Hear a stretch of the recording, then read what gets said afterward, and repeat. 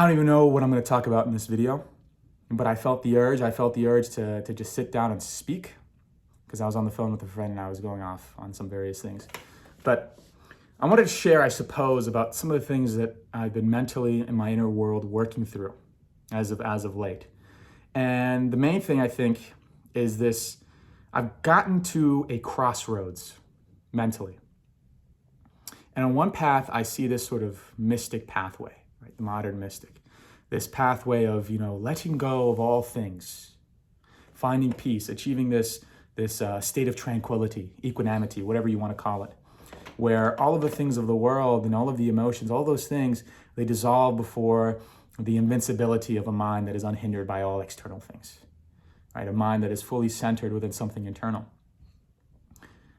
But something about this, and I've kind of been living this for a couple months, but maybe not truly living it, and I'll get to why, something about this is inherently repulsive to me. Inherently repulsive to me. You might say, "Well, what can be repulsive about inner peace? What are you talking about? What could be so bad about that?" I think it's because I've centered my entire existence on a notion of becoming rather than being. And when within the existential state of being, which I don't think I ever was, I'll get into why, it feels as if to me that there is something lacking here, that there is something missing. You might say, well, what could be missing from a life lived without tension, lived without anything of inner turmoil? And my answer to you is the turmoil. My answer to you is the tension. And you might say, no, the tension is terrible. The tension causes me all these problems and it causes me all of this distress and I can't deal with it. I can't live. I can't function. And I think, well, that's not such a bad thing. I'm thinking, wait a second. Maybe the infunction, the inability to function can lead to higher function. Maybe the sickness can lead to higher health. Maybe the death can lead to higher life. But the moment we stop, the moment we achieve the equilibrium level, the moment we say, okay, we did it. All right, guys, we accomplished the mission. It's done. We're there. It's like, well, what's going on? What?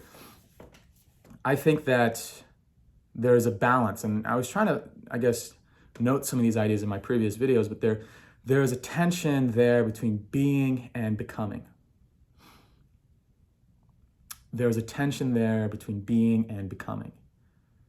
And it's not being or becoming, it's both. It's both being and becoming. It's being in the becoming. I guess another way of putting it is just existing within the process. And you can say, you can achieve this inner peace and still, have the process, still exist in the process. There's nothing outside of the ordinary with that. That doesn't sound like a contradiction to me. But to me, it does. To me, it does sound like a contradiction. Because there are two ideas. You can imagine becoming as this sine wave, and we're going up and we're going down. And you can imagine being as the flat line, as just the plane, right? The flat plane.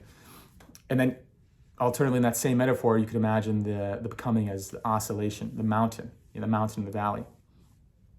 And the neurotic type, the neurotic person, right, clinically deranged, schizoid, whatever you want to call it, that exists, and what does that even mean? What does it mean to be neurotic? It just means you're more sensitive to certain emotions. You experience more intensely things such as anxiety, fear, doubt, insecurity. You have an ontological insecurity or instability, right? Things of the world, they have a deeper impact on you, right? Not only is it a less stimulus to impact you, that stimulus impacts you even more than it would impact a normal person. Is the answer to such sensitivity to say, hey, let's numb ourselves? Is the answer to such sensitivity to say, hey, let's stop being sensitive because the reason for our intense emotional experiences is our sensitivity. And so the answer must be to numb ourselves from that sensitivity. But that's the exact wrong answer. That's the exact opposite of what ought to be. Because it is the greatest desolation that leads to the greatest affirmation. When we consider the neurotic type, who experience these, and this is actually what they say, is that there are these extroverted types that experience, mostly positive emotion. you know. But the catch is this, is that the neurotic can also experience positive emotion. And when the neurotic does experience positive emotion, it's at a far higher degree, a far higher level than anyone else. And the price for that positive emotion, that price for the peaks and the views on the mountain, the price for that are the experiences of death in the valleys. And I think that perhaps part of the urge, part of the desire in the mystic pathway, because all philosophy is just psychological insight. That's really all it is. When you read the Stoics and you read Plato, when you read, and Nietzsche, of course, Nietzsche is the one who said this, but when you read Heidegger, when you read, the postmoderns, when you read any sort of philosophy about how to direct your life, all it is a psychological pathway in your brain, right?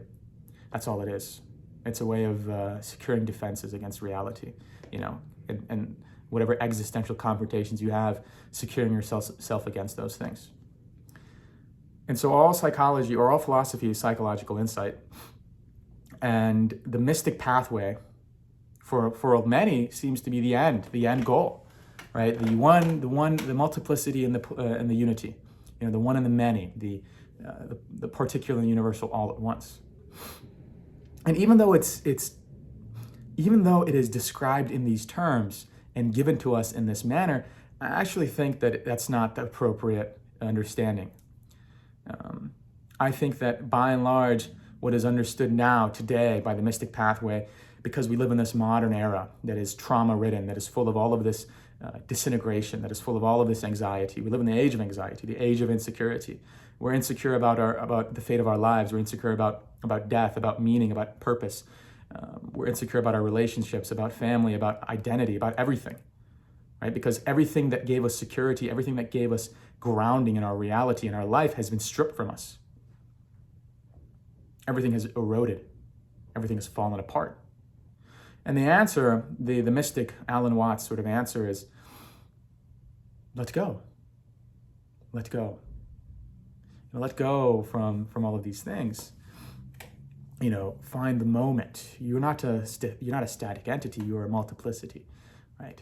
You are the lacuna that's filling the void in any moment that you're in. And I don't necessarily disagree with this, but there is something lacking. And what is that thing that's lacking is, what is the purpose of the tension you're experiencing in your life? What is it calling you to do? What is its aim? Is its aim its own eradication? Perhaps. But what does that look like? Can its eradication take a passive form? I don't think so. I don't think so at all. I think that all authenticity, all self-affirmation is active. There can be no self-affirmation that is not active. You cannot affirm yourself sitting by yourself alone in a mountain, isolated. You affirm yourself in an active sense. That doesn't necessarily mean among people. Isolation is important, but that means by doing something. Because becoming, in contrast to being, is this continual self-sacrifice of who you were so that you can become who you ought to be. And the nature or the method in which this occurs is a perception shift, is a transformation or a transcendence of whatever perception you were in before. Kierkegaard says that the paradox of thought is that, all thought aims to think something that it can't think. What is he saying? He's saying we're trying to think beyond the limits of our thought, beyond the limits of what we can currently think, what is currently conceivable to us to even be thought of. And so how do we move past that limit? It's by sacrificing our current perceptual boundaries, our current sense of self. And if we are to find this being, because I think people do this, and they sacrifice the former self and they achieve a state of self that is in being, that is a state of peace, at equilibrium.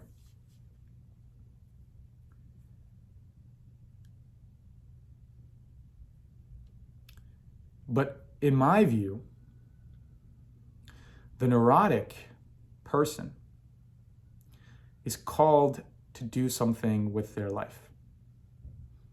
that there is a fate, a destiny associated with their existence, that their experience of disintegration is prophetic, that their tension leads them to themselves in a sort of, in almost time travel, right? That if you imagine this paradox of thought, rationally, we can't think beyond the limits of our perception.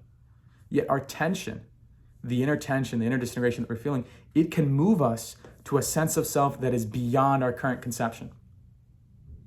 And so the only way that the mystic pathway works is if it is the end state. But knowledge is eternally unfolding. Knowledge is eternally unfolding. So you can reach a peak, and then you can sort of stabilize at that peak and say, this is it, I've done it, I'm staying here. And you can remain in your being. Or you can choose to continue to become. And you can sacrifice that peak and descend down to hell once more so that you can go up higher. You can find health and then embrace sickness again so that you can find a greater health. And I think that is the pathway I'm choosing.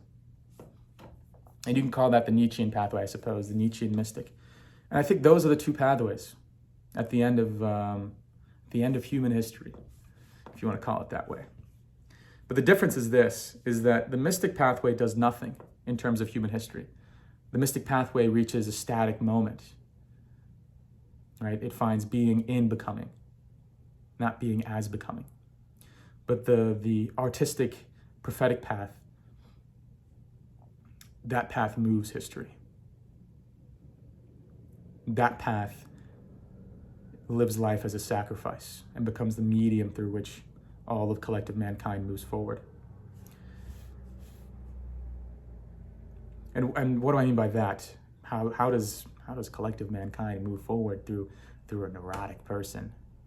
Because if we take this idea of the neurotic as the person who more intensely experiences the feelings, the emotions that corroborate or correlate to confrontation with existential reality, right, that more deeply feels the trauma and suffering and injustice of reality, that person is more attuned, more connected, more aware of the collective consciousness, the collective self, the Zeitgeist, whatever you want to call it.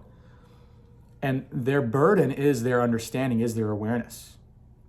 And so their fragmentation, their inner fragmentation comes precisely because of their increased awareness.